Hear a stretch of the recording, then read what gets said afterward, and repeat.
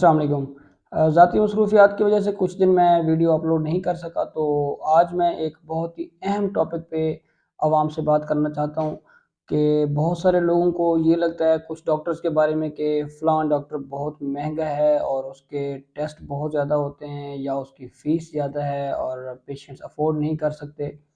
तो इसमें मैं ऐसी अहम बातें बताने लगा हूँ जो हर एक इंसान को पता होनी चाहिए, क्योंकि सबसे इम्पोर्टेंट हमारी सेहत है। अगर सेहत ठीक होगी तो ज़िंदगी को जीने का मज़ा आता है।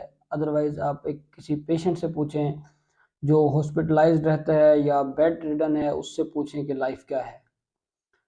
एक बात याद रखें, क्वालिटी ट्रीटमेंट या किसी भी चीज़ में अगर आपको बेस्ट क्वालिटी चाहिए तो वो कभी भी आपको सस्ते दामों या कम रेट्स पे नहीं मिलती। किसी भी डॉक्टर की फ़ीस कितनी है या वो कितने टेस्ट करवाता है, ये हर किसी की एक तो अप्रोच पे भी डिपेंड करता है, लेकिन वो बीमारी को कैसे मैनेज करता है। मैं आपको छोटी-सी मिसाल अपने चेस्ट के पल्मोनोलॉजी के पॉइंट ऑफ व्यू से देता हूँ। एक बीमारी है एबीपीए, जिस पे कुछ दिन पहले मैंने एक लेक्चर भी अपलोड किया था, जिसे हम बोलते हैं एलर्जिक ब्रोंकोपल्मोनरी एस्परजिलोसिस। ये अमूमन दमे के मरीज़ों में होती है। फेफड़ों में फंगस लगने की वजह से एक इम्यून रिएक्शन आता है, जिसकी वजह से फेफड़ों में ब्रोंकिक्टेसिस हो जाती है, यानी कि फेफड़े ख़राब होना शुरू हो जाते हैं। लेकिन अगर इस बीमारी का आप टाइम पे इलाज नहीं करवाएँगे तो ये आपके फेफड़ों को परमानेंट तौर पर तबाह कर देती है, जिसके बाद रेस्पिरेटरी फेलियर, बार-बार इन्फेक्शन होना और एट द एंड डेथ हो जाती है पेशेंट की। लेकिन अगर आप इसको टाइम पे इलाज करवाना चाहेंगे तो उसके लिए इसके कुछ टेस्ट हैं जो कि महँगे होते हैं। सबसे पहले जब पेशेंट से हम हिस्ट्री लेते हैं, उसका जो दमा होता है वो अनकंट्रोल होता है, या फिर एक्स-रे करवाते हैं तो एक्स-रे में भी हम उसकी प्रॉक्सिमल एरियाज़ में फिंगर एंड ग्लव अपीयरेंस या म्यूकस प्लगिंग नज़र आ रही होती है, ब्रोंकियोटेटिक चेंजेज़ लग रही होती हैं। तो इसकी तशख़ीस के लिए हमें कुछ टेस्ट करवाने होते हैं। सीरम आईजीई लेवल करवाते हैं, जो कि एक महँगा टेस्ट है। सिर्फ़ और सिर्फ़ अच्छी लेबॉरेटरी से ये टेस्ट होता है, जैसे आगा खान है, शौकत खानम है, चुगताई लैब है, शिफा इंटरनेशनल है, या और जो अच्छी लैब्स हैं। मैं किसी एक का स्पेसिफ़ाई नहीं करना चाहता। तो 4000 तकरीबन इसकी कॉस्ट है मिनिमम। इसके अलावा एएफ मोल्ड जो कि आगा खान लैब सिर्फ़ करती है, तो 4-5 हज़ार का ये टेस्ट हो जाता है। 9-10 हज़ार के ये टेस्ट हो जाते हैं। कुछ मरीज़ों में हमें सीटी स्कैन भी करवाना पड़ जाता है, जो कि 3-4 हज़ार का है। तो मिसाल देने का मकसद ये है कि एक बीमारी है जो कि बहुत ही ख़तरनाक है, लेकिन इसको पकड़ने के लिए आपको 3-4 टेस्ट कन्फ़र्म करना पड़ते हैं। बहुत सारे मरीज़ों में क्लिनिकली हम डायग्नोज़ कर लेते हैं कि इसको एबीपी है, लेकिन उसका इलाज शुरू करने से पहले हमारे पास उसका एविडेंस का होना बहुत ज़रूरी है। उसकी रीज़न ये है कि आईजीई लेवल से आपने आगे मॉनिटर करना है कि आपकी बीमारी कितनी कंट्रोल हुई है। अगर एक पेशेंट को आपने स्टेरॉइड स्टार्ट करा दिए, एंटी फंगल स्टार्ट करवा दिया और 3 महीने के बाद आईजी लेवल आप रिपीट करते हैं, तब आप जाके जाँच लेंगे कि आपके ट्रीटमेंट का कितना फ़ायदा हुआ उसको। क्या उसका आईजी लेवल नॉर्मल रेंज या पहले से इम्प्रूव हुआ है, मोर देन 35% इम्प्रूव हुआ है या नहीं हुआ। ठीक है? उसके बाद 1 साल तक आपने उसकी एक्स-रे की मॉनिटरिंग भी करनी होती है और आईजी लेवल की मॉनिटरिंग भी करनी होती है।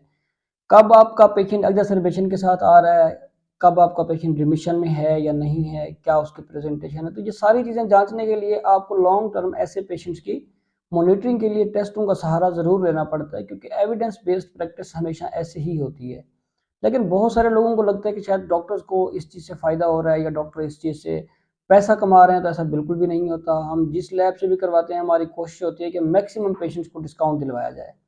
मैं अपने मुँह मियाँ मिट्ठू बनना पसंद नहीं करता, लेकिन एक बात बताना बहुत ज़रूरी है। जैसे हम सीटी स्कैन करवाते हैं, तो जिस भी सीटी स्कैन सेंटर पे हम भेजते हैं, कभी किसी से कुछ अपने पर्सनल बेनिफिट्स के लिए हमने नहीं लिया, बल्कि 5500 वाला सीटी स्कैन हमारे मरीज़ों का 3000 में किया जाता है।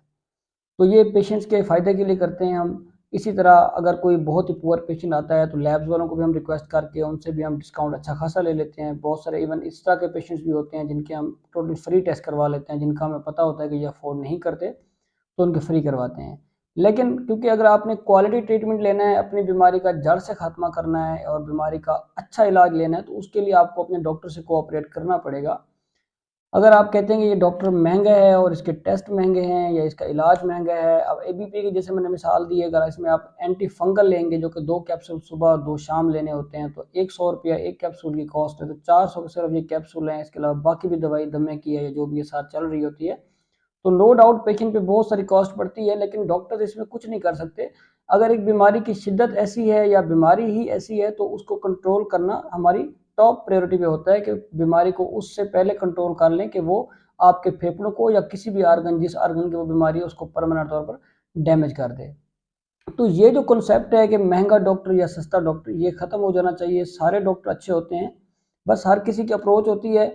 जब आप अलामात का इलाज करवाएंगे, किसी भी अताई के पास जाएंगे कि फॉर एग्जांपल आपको खांसी है तो आप खांसी रोकना चाहते हैं, आपको सांस तंग है तो वक्ती तौर पे सांस रोकना चाहते हैं, इस तरह हर 2-3 दिन बाद आप जाते रहेंगे। एट द एंड आपकी कॉस्ट जो है या खर्चा है वो उससे डबल हो जाता है या उतना ज़रूर हो जाता है, और उसमें कोई खास फ़ायदा भी नहीं हो रहा होता।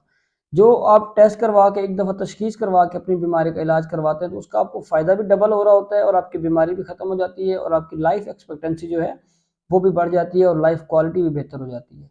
तो मेरी आप लोगों से ये रिक्वेस्ट है कि अपने डॉक्टर पे आप ट्रस्ट करना सीखें, अपने डॉक्टर की जो एडवाइस है उसको फॉलो करें। जो डॉक्टर कर रहा होता है 99% मेरे ख्याल में डॉक्टर जो करते हैं वो अपने पेशेंट्स की भलाई के लिए करते हैं। अदरवाइज़ ये जो आवाम को लग रहा होता है कि ये अपने बेनिफिट के लिए कर रहा है, तो ऐसा बिल्कुल भी नहीं होता। जो भी डॉक्टर अपने फील्ड से सिंसियर होगा, अपने पेशेंट्स के साथ सिंसियर होगा, वो कभी भी आपका नुकसान नहीं करता होता, ये आपके फ़ायदे के लिए हो रहा होता है। बहुत शुक्रिया।